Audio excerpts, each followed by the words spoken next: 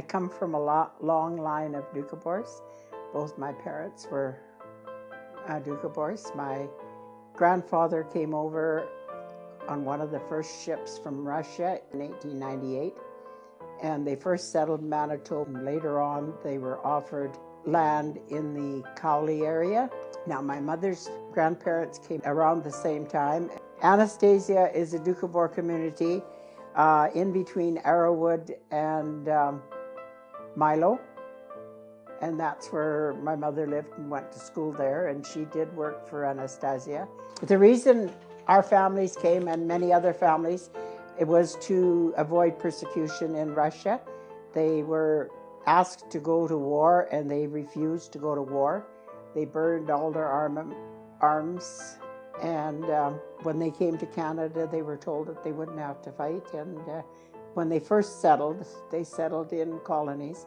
Doukhobors do not eat meat, so it was all mostly vegetables and milk and butter and all the rest of it. Borsch is one of our staples. I know I never ate meat until I was in grade 2, and the first thing I ever tasted was liver. I've never eaten liver since. Sunday was always meeting day, and before they had we didn't call them churches, we called them prayer homes. Once they built the prayer homes, they met there, and afterwards everybody had the community meal. Yeah, Borsch was always served at the community meal. It was always served at a wedding. It was always served at a funeral. It just seemed to be one of the main staples. You have to have homemade bread to eat with Borsch.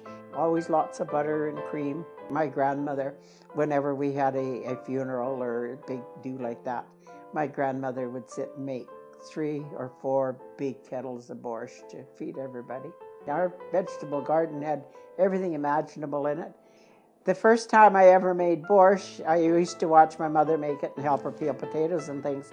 But we got up one morning and Mom says, well, we're going to weed potatoes. And at that point in time, we had potatoes, like acres of them, and then that's what we sold.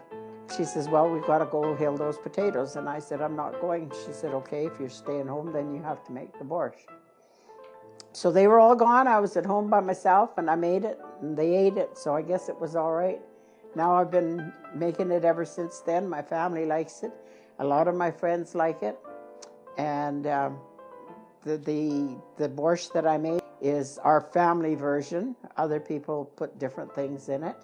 My daughter was never liked Borsch, but my son likes it, and he makes it all the time. One of the big celebrations that my family and the rest of the people have done is St. Peter's Day, and that is the day that they all burnt their guns and arms and everything in Russia, and that's June the 29th.